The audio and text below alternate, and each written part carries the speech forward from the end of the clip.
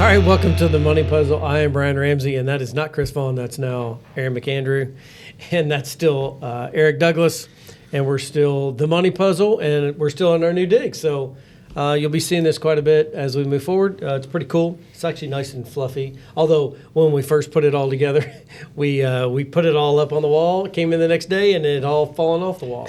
Didn't look quite this good. No, Yeah. So now we cemented it to the wall. And now, well, no, we didn't. We didn't. No, we promised Viking. We didn't do that. But no, we got to stick up there this time. So anyway, last week we talked about the old 60-40. So the 60-40 kind of terminology, risk in a portfolio. If you want to check that out, make sure you go to our website or go to, actually better yet, go to YouTube and Google or search the Money Puzzle. And then when you find it, hit subscribe. And that would be awesome because we are trying to reach our goal. I'm not going to tell you what that is. We're a long way away from it. But anyway, just subscribe. We'd appreciate that. This week, we're kind of talking around some ideas, and we said, okay, what is it that is relevant or what's been happening in our office that is a good example of something to talk about, right? So Aaron and I happened to meet a prospect that came in, called us and said, hey, I've been watching your show, and we want to come in and I want to chat. Actually got referred to us. Yeah, got referred to us, yeah. Yeah. And so anyway, came in, and what we thought we'd do is just sort of walk you through, and this has a lot of dynamics to it. And so we thought we'd walk you through it, and we'll just kind of pick out a couple of the components that we walked through that were really interesting. And we'll talk about how we sort of addressed it and how we handle it on a regular basis with clients. And then, so that's how we're going to do it. All right. So, Aaron, why don't you set the stage on, without giving too much detail, but why don't you set the stage on exactly what the conversation was or what her pain point was. Her pain point was that she received a letter from the IRS basically saying that she owed a significant amount of money. And what had happened was somebody close to her had passed away, not a family member, and she had inherited a portion of his IRA at the time.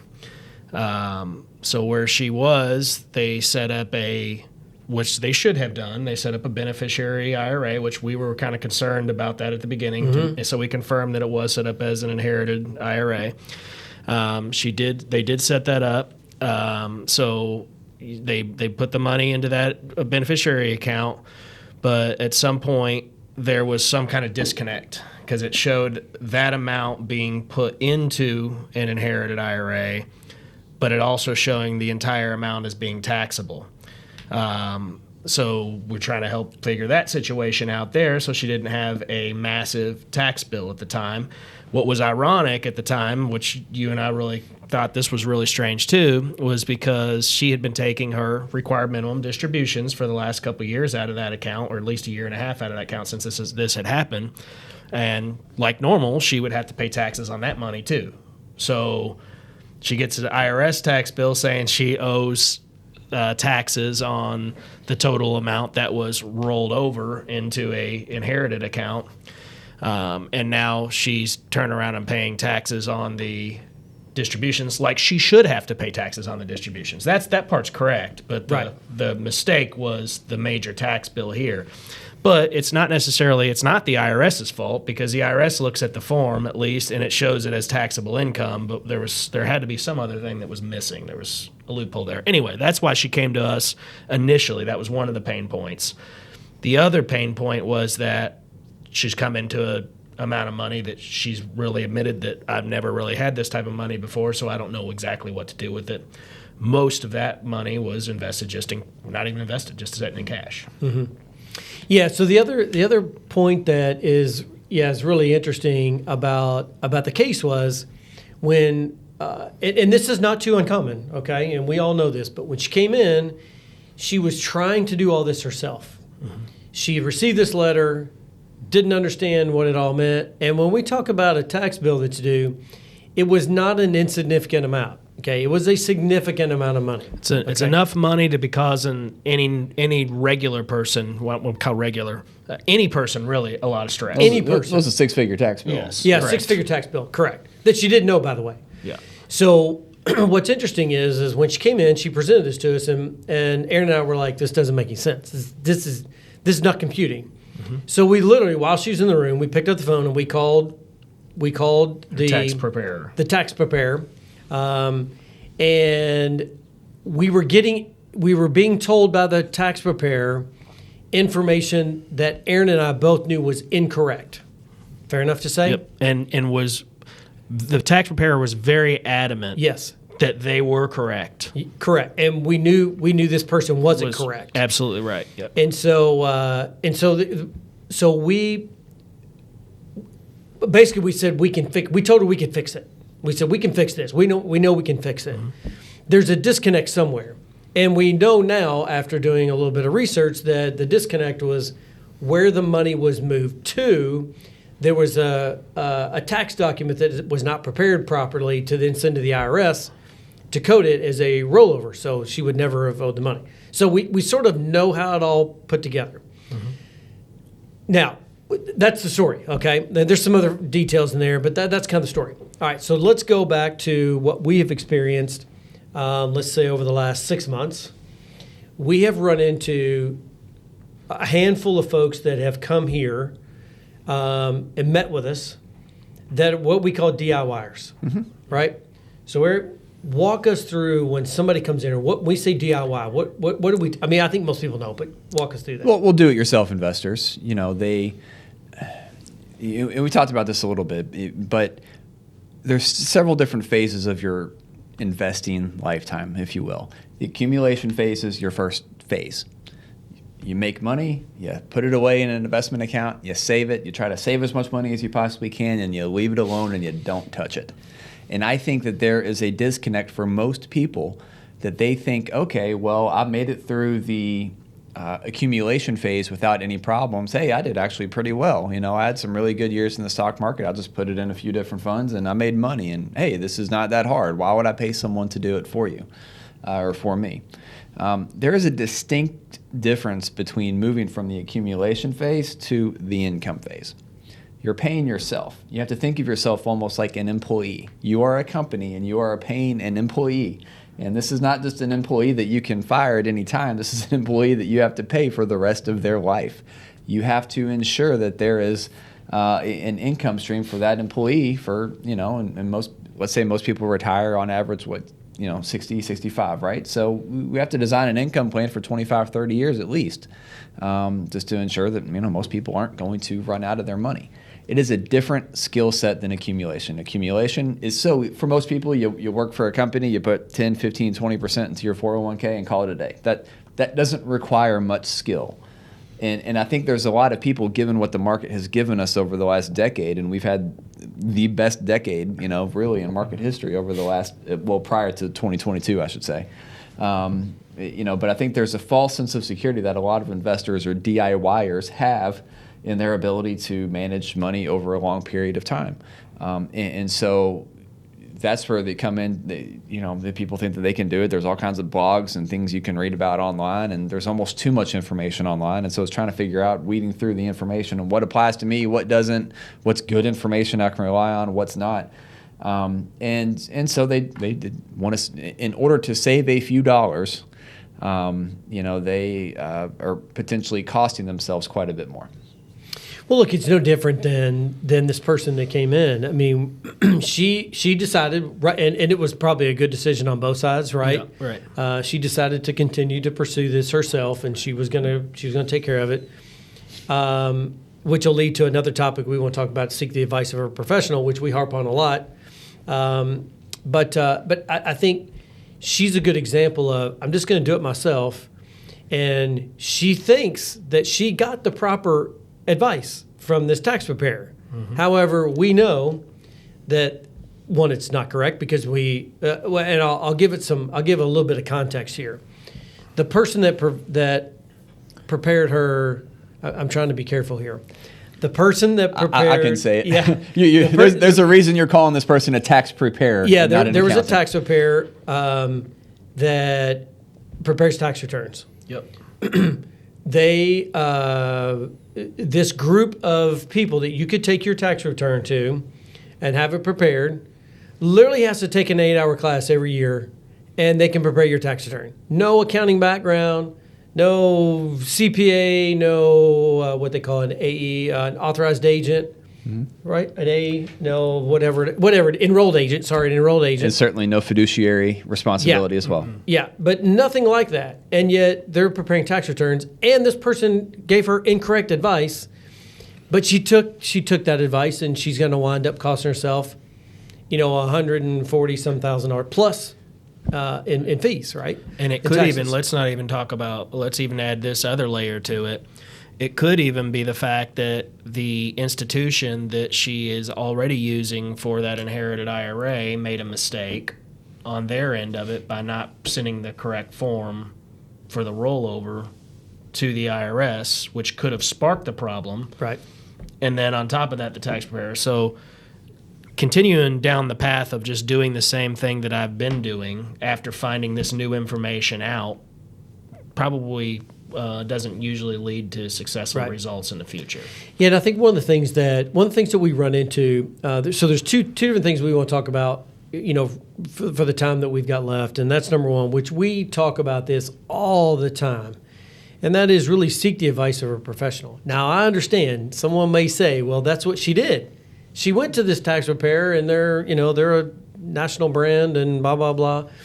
But at the end of the day, you have to know if you're going in just to do a simple tax return, that's one thing. But when you get hit with a major tax bill, you need to seek the advice of a certified public accountant or an enrolled agent. Okay, those are two that have that background, that prepared tax returns for years, can go sit in front of the IRS and defend you. Those are the only two people that can do it, a CPA and an enrolled agent. And you need to ask, are you a CPA? No. Are you an enrolled agent? No. Then I've got to go to somebody else that can fix this problem. And in fact, we referred her to a CPA, and she decided not to take that advice either. So I don't know. I don't know about that. But point being that and it's important to note that we did refer her to a CPA, and we told her we think we're right, but we need the advice of counsel. We need the advice of a professional. We need the advice in this case of a CPA, someone that can deal with the IRS directly and can defend your position knowing that we're right and the other person was wrong. Otherwise, you're going to get hit with, whatever your tax bill is, plus penalties and late fees and everything else, and we could take care of all that. So anyway, that is something we harp on all the time is when you're in a tough situation, don't try to do it yourself. Seek the advice of a professional. And that's exactly what we did, which is one of the things that we do on a regular basis with our clients is if there is a need to have a tax conversation, we do that at the end of every year. Right now, it is middle of November in 2022. We are in that cycle right now after October 15th when CPAs now become, I don't want to say less busy, but they're not as busy as they typically are. And so they've got this kind of little bit of a lull, if you will, in their year. And so we've scheduled at the end of every year to have a conversation with our clients and their tax preparer or their CPA or their enrolled agent, either one.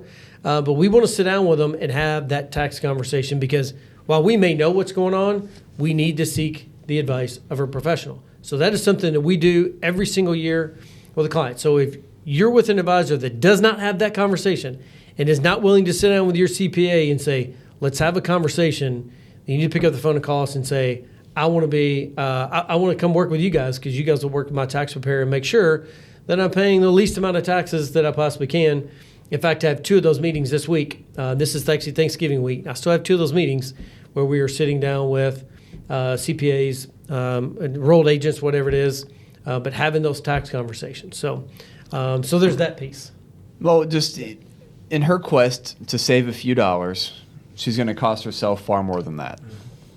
You get what you pay for. At the end of the day, you get what you pay for. Always. Doesn't matter the industry. Doesn't matter if you're our industry. If you're building houses, going to the grocery, wherever you're going, whatever you're doing, you get what you pay for.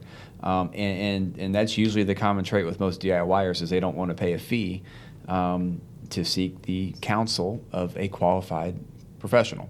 And that's going to cost her a lot of money. Yeah, so just real quick, somebody explain how you want to even take this.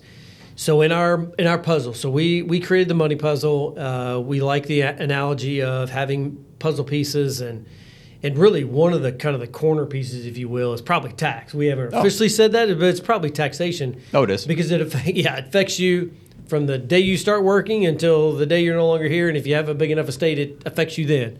But sort of talk about why you think it's that important to refer or actually get a CPA or their tax preparer involved when you're talking about how taxes affect you not only today, which is what CPAs do, right? They're more historians, and versus looking out in the future. Sort of talk about how we have those conversations, how we work with CPAs to not only look for today, but to look 5, 10, 15, 20 years down the road. Well, when you talk to most retirees, this is a question I ask most retirees, what do you think your number one expense is going to be in retirement?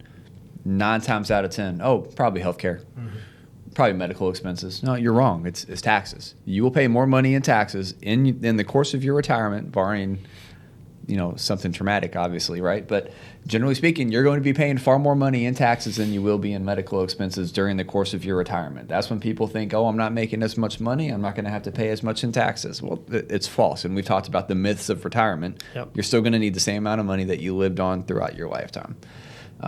So you need to have a plan to, account for the taxation of your retirement income.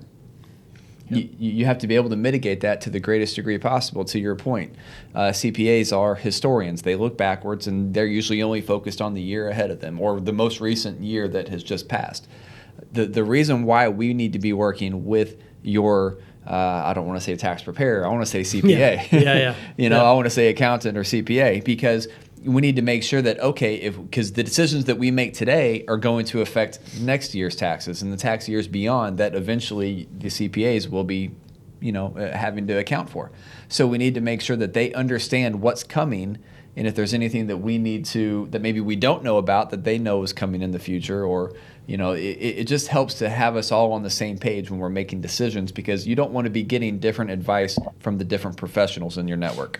And on top of that, just going back to the example we talked about earlier with the lady that came in to see us, if you're using a qualified professional, whether it be a financial planner, whether it be a financial planner and a CPA, the likelihood of you getting one of those surprise tax bills in the mail goes down tremendously. And if you do, you already have somebody that you're working with, like you mentioned, the CPA, that will send the letter to the IRS, that'll have that documentation as to why this is not true, and be able to fight that. So those are all good reasons, I think. And anything I get in the mail from the IRS, I don't even need to look at it. I'll just scan it, send an email. Hey, can you take a look at this, please? Because I'm not going to be the one worrying about that. Yeah, that's a good point, because one of her biggest things was in the entire meeting was how stressful this is. And really, we knew looking at it that this is wrong, that this is incorrect. We just need to get the proper documentation to prove it, and she wasn't going to owe this. But it shouldn't even be her doing that. It's the CPA that would communicate directly with the IRS and take care of all this for you. So it takes all that stress off of you. So yeah, good. Another reason why, to help eliminate some of the stress that you have. But she's going to save a few bucks. So right. Well, stress comes along with trying to do more stuff yourself. You're putting more stuff on your plate. That's coming a lot along with that stress. Yeah.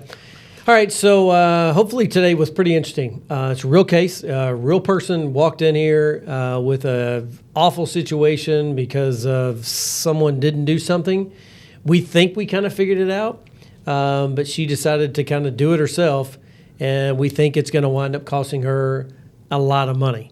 And it didn't have to. It didn't have to work like that, but that's a decision she made. So moral of the story is, number one, always seek the advice of a professional. If you try to do it yourself, I would still seek the advice of a professional. And if you are trying to do it yourself, I would tell you to still seek the advice of a professional.